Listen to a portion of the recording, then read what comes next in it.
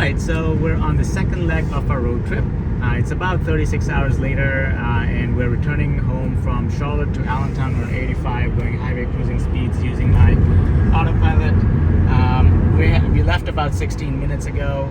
We're going to stop for lunch in Salem, Virginia, at a family member's place, and we'll get back on the road. Another beautiful day for a drive. It's 72 degrees outside, nice and sunny. It's a little windy out there, but nothing too bad. So far it's been an enjoyable drive in this last 16 minutes. Really haven't hit much traffic, but we do expect a lot of traffic. It is Easter Sunday, and I'm sure a lot of families will be returning back home. For 10 a.m. on a Sunday, the highway does seem a lot busier, as you can tell, and I'm sure it'll get busier as the day goes on.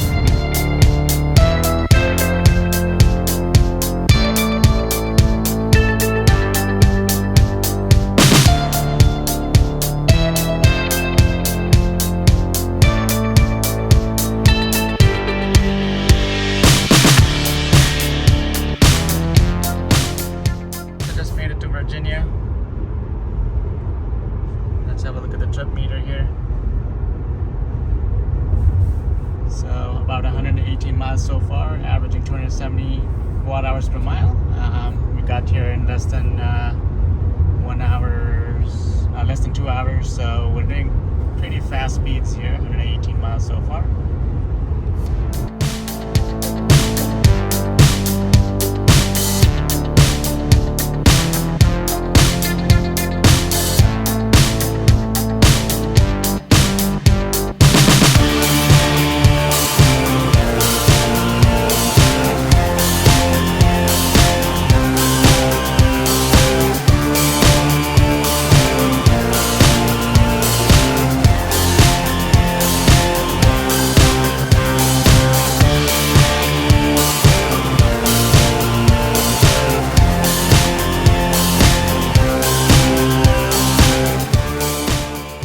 Hour and a half, we ate lunch and hung out with family. I've done 206 miles so far, and it's about 2:42 p.m. We're heading to Lexington, Virginia Supercharger.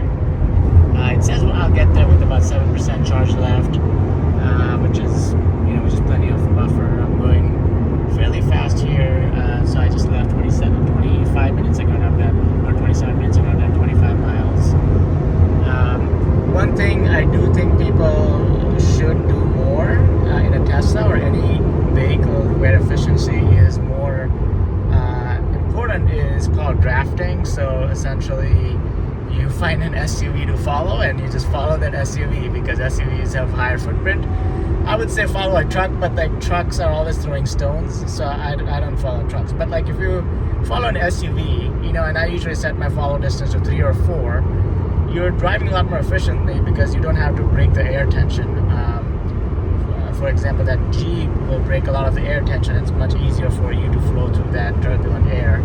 So, I do that when it's possible. Of course, don't do it if it's unsafe. Like if that guy's going 90 miles an hour, I'm not going to go 90 miles an hour just so that I can follow him. But if it's a possibility, then do that, and that helps your efficiency out a lot. And it will work in gas cars too. It doesn't have to be an electric vehicle. So any car will drive more efficiently when it doesn't have to break air tension. Okay, so I'm at Lexington, Virginia Supercharger. Have it plugged in and going. Let's see here if you can see this. So we are charging. It says 35 minutes remaining to continue trip. We're sharing superchargers, so there are 6 spots here, and only and I'm the 4th car, so I'm sharing a connection. I'm gonna disconnect here and take the other guy's spot because that guy's leaving. Okay, so I changed spots and it went from 35 minutes to 20 minutes remaining. So that's a huge difference. So if you ever are parked and realize that a shared spot is now a you only spot, then you might as well go ahead and move it over. And now my car is also much cleaner. I went home and washed it so you can see it more shiny. Of course, I've probably killed a lot of bugs up front, so let's have a look, see what kind of damage I've done. Lots of bugs. Not as bad as when I started, but I think I did an okay job cleaning the car. It looks pretty clean. I apply soap multiple times because, as you can see here, I missed some spots. I just wanted to wash off mainly all the salt from the winter. I washed it a few weeks ago and then it snowed one more time and I got salt on it all over. But it looks pretty good now. So when I parked in here, I was the fourth car. Since then, there's only 2 cars and now a third one's pulling in. So yeah, there's a lot of cycling of cars, but essentially at all times, nobody was really sharing the station at this supercharger. And it is Easter weekend, so this is probably the right amount of superchargers for this stop. And as the cars increase, it will still be enough for another couple of years. And they have more spots here to add, so they could probably add more supercharging spots or upgrade these to 250 kilowatt. I haven't had an issue with where I have to wait a long time to charge.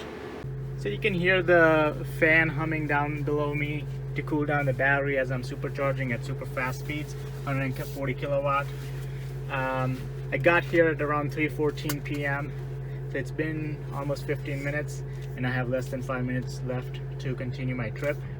I could possibly stay a little longer so I don't have to make 2 stops, but apparently it's faster because it figures it out, and apparently it's faster to make 2 shorter stops than 1 very long stop, which makes sense because the charging speed tapers down as you move along. So it says I have enough charge to continue, so it was only a 17 minute stop, but I'm gonna sit here for a little bit. I'm trying to see if I can just make it with 1 stop. I don't know, it's always like a problem where, like, if you try to make it 1 stop and end up being 2 stops anyways, then you waste your time sitting at a supercharger. And on the other hand, sometimes you can make it work if you're driving efficiently. You know what, I'm just gonna continue on.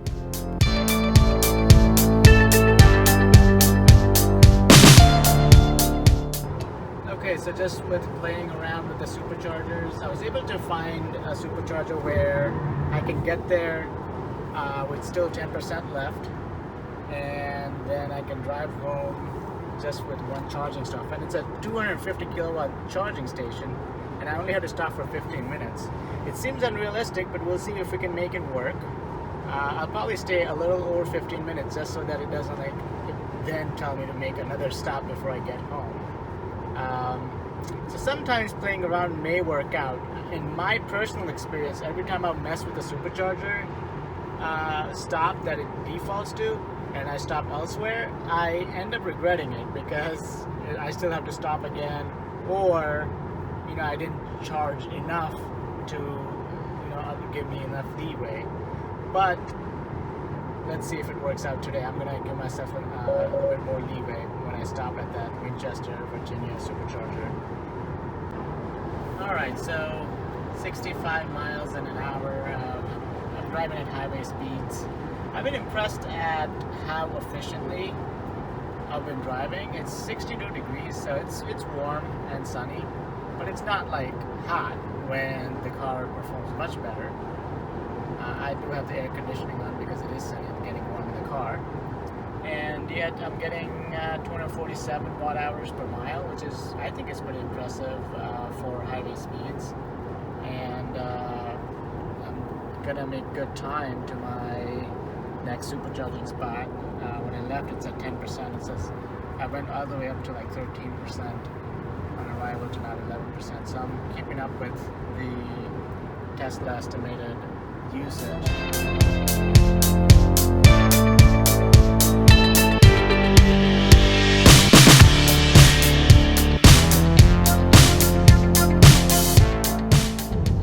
Okay, so I'm taking this exit to the Winchester supercharger. Let's see, there's the trip meter here. We've driven 128 miles in 2 hours, which is pretty speedy. Let me just make sure. Yep, I'm gonna turn a left here. It's a 250 kilowatt charger, so we should be pretty quick about it. It says 15 minutes, but it is 5:30, so we're gonna get some dinner from here. And hopefully we get our food before we are done charging. A lot of times when it's a 15-minute stop, we do usually get done charging. Yeah, it says 15 minutes. We usually get done charging before we get our food. So we'll see what happens this time. We're here at this Winchester supercharger. It says 2A, 2B, all this stuff. I don't know why, because they're not shared when it's 250 kilowatt. Maybe it's not 250 kilowatt and I just read it wrong. But let's plug it in and see.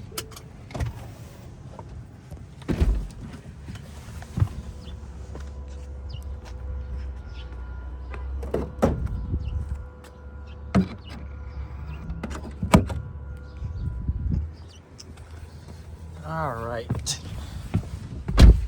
So low battery, so probably won't do Sentry mode. Let's see, 126 kilowatts, and it's kind of just stopping there. Maybe sometimes it takes a little bit of time to warm up and then speed up, because I am at pretty low charge, only 24 miles of battery, which is 9% of battery left. Let's see how far we go as far as the speed. Okay, so speeding up now, flying past 150. Okay, so this is a 250 kilowatt charger. I'm not sure why they enabled the superchargers A, B, things like that.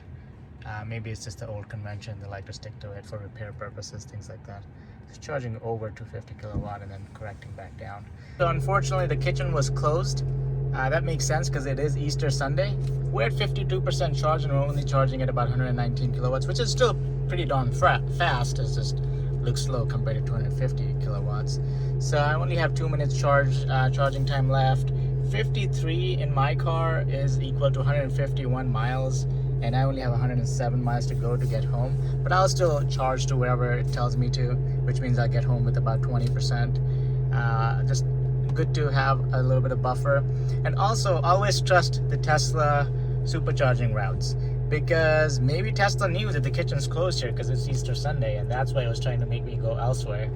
But this is just one stop as compared to 2 stops, and I'm gonna save some time, so I'm happy with that. I'll just have to wait another couple of hours until I get to, or hour and 33 minutes until I get to eat my dinner, which is okay. We had some snacks. Okay, so apparently there was a glitch where it told me that I was done charging, I'm good to go, and that I only have 107 miles to go or something like that. But it was completely a glitch. I actually have, and I checked with Google Maps, 188 miles to go. So I need to sit here a little longer to charge to get home. Now, I don't know how much I need to sit for. It says 20 minutes, but I don't think I need to sit the whole 20 minutes. But I will need to sit for at least 10 minutes extra to get to the proper charge. So I don't know, I've never seen that before, but this was a major glitch where essentially it probably thought my home was elsewhere or I was elsewhere, and I've never seen that before. And it said, oh, I only had 7 miles to go or something, but really I have 188 miles to go, a lot longer than they had expected. And if I would have kept driving, I would have had to make second stop anyways. So I just kind of circled around. As soon as I realized that I need to charge more, I just swung back into this supercharger. Of course, I could have kept driving and made another stop, but I'd rather just wait here and charge up, and so I don't have to make another stop and just go to the final destination. I'll sit here for another 11-12 minutes or so, and I'm at 5% once I get home, which is enough buffer. So I'm gonna go ahead and unplug. And we'll get going.